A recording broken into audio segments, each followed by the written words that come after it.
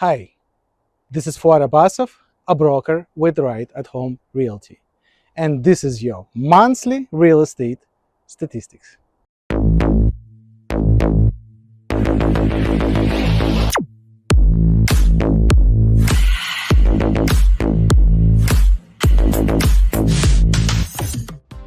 Alright, let's talk about November 2025, because a lot of pieces finally came together this month, and once you connect them, the market starts to make a lot more sense.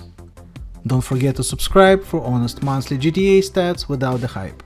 I keep it transparent so you can make smarter decisions. Before we proceed with my analysis, let's look at the latest TREP numbers from November 2025 for GTA versus November 2024. November sales were softer than last year and activity cooled a bit heading into winter, which honestly isn't shocking. But what really stands out isn't just lower sales, it's a higher inventory. Listings have been building, especially in the condo market, and that's shifting leverage. This isn't a crashing market, it's a balanced to buyer-leaning market. First, interest rates, because that's the foundation of everything. The Bank of Canada is done cutting. After dropping rates aggressively this year, they've made it pretty clear. They're comfortable where things are now.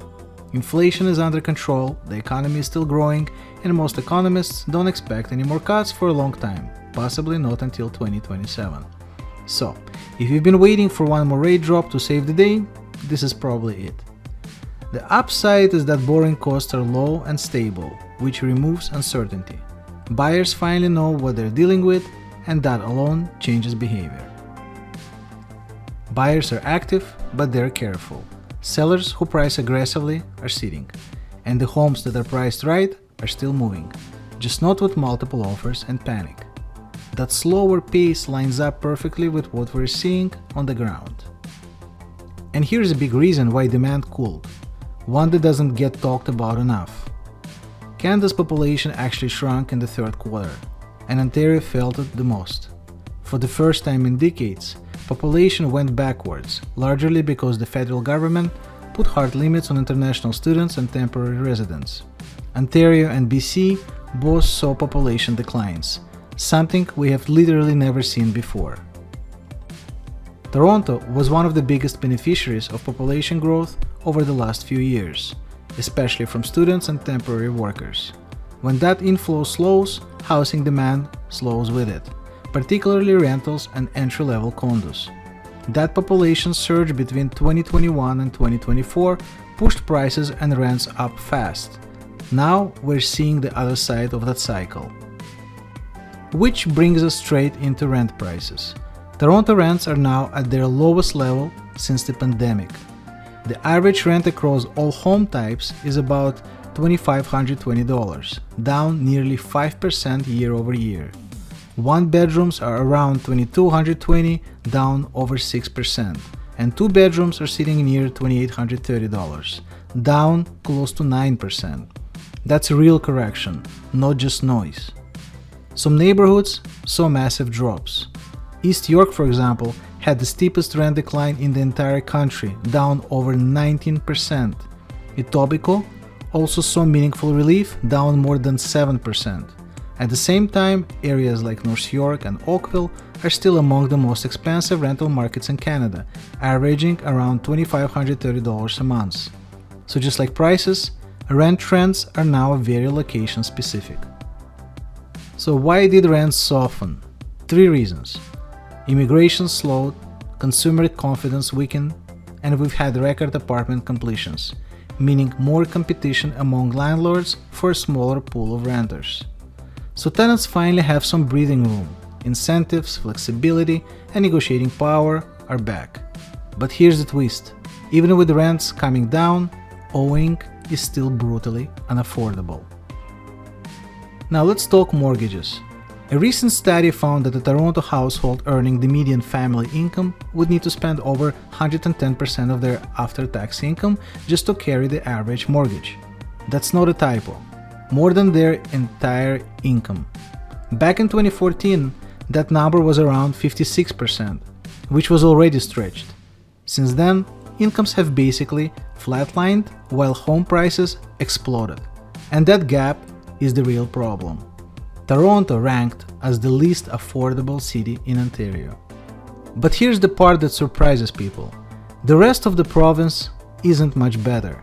In Oshawa, for example, the average mortgage is up over 92% of after-tax income. Even in places people still think of as affordable, like Windsor or Kingston, families would need to spend more than half their take-home pay just to own an average home. There isn't a single major Ontario city where housing is anywhere near the old rule of thumb. Spending 1/3 of your income on housing? Not one.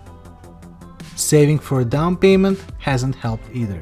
It now takes an average of 22 months to save a 20% down payment, up from about 14 months a decade ago. And that assumes perfect conditions, no emergencies and no lifestyle costs, which we all know isn't real life. So when you connect all of this, rates, trap numbers, population shifts, rents, and affordability, the market reaction makes complete sense. People aren't sitting on the sidelines because they're scared. They're waiting because the math still doesn't work. Buyers are cautious, sellers have to be realistic, and deals are getting done only when expectations line up. This isn't a boom, it's not a crash, it's a reset market. And going into 2026, what I see is balance.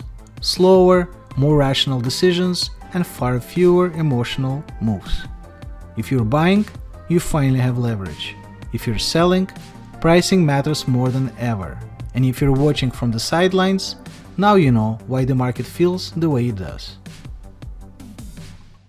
And now, let's take a closer look at detached home sales in Toronto and surrounding areas. In Toronto, average selling price of a detached home in November was $1.57 million, 7.61% decline compared to November of last year. Sales were down by 12.68%. Inventory went up by 12%. On average, it takes 27 days for a detached home to be sold in Toronto today. In Vaughan, average selling price of a detached home in November was $1.65 million. It didn't really change compared to November of last year. Sales were down by 30.77%. New listings were up by 1.63%.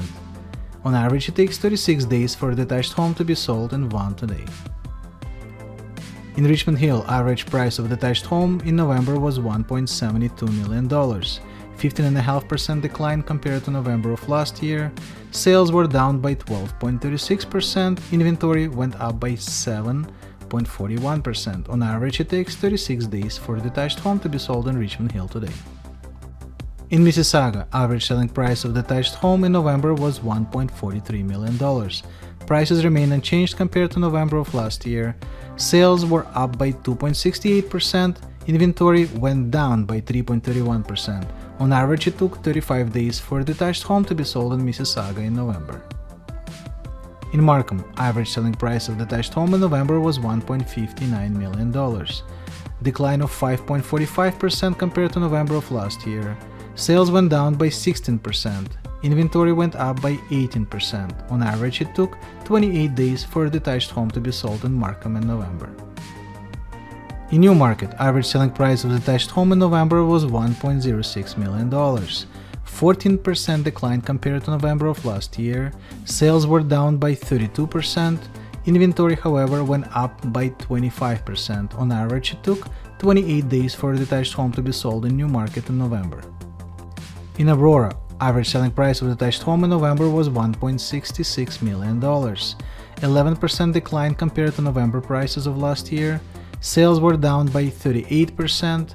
Inventory went up by 11.5%. On average, it took 39 days for a detached home to be sold in Aurora in November.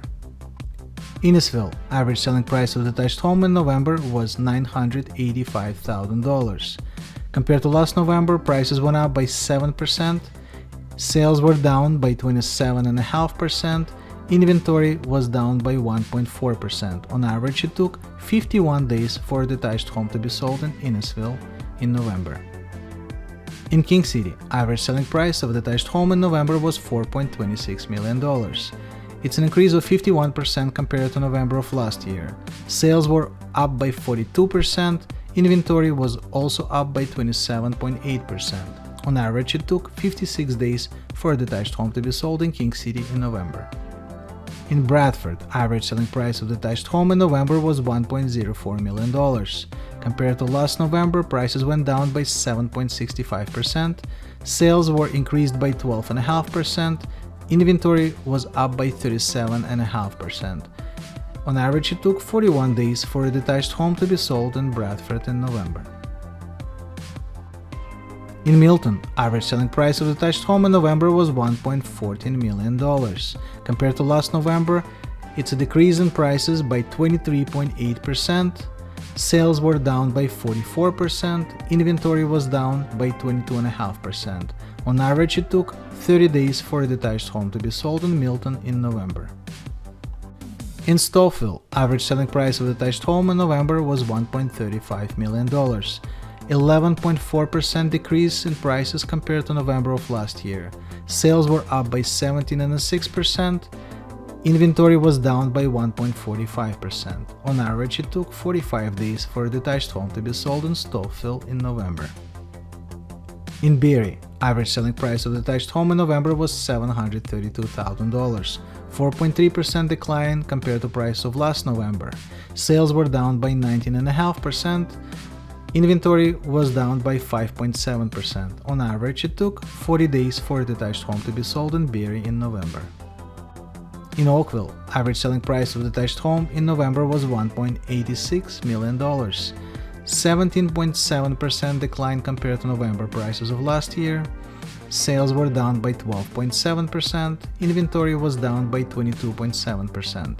On average, it took 42 days for a detached home to be sold in Oakville in November. So to summarize, even with prices and rents coming down a bit, owing is still tough. The average Toronto mortgage now costs more than the entire after-tax income of the average family, and saving for a down payment takes close to 2 years.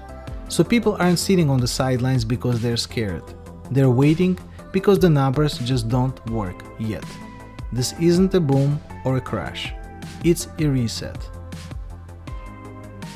If you'd like to receive your own personalized sales report about home sales in your neighborhood, please call me at 647-801-3401 or email me at sold@fuadhomes.com. Thanks for watching and see you next month.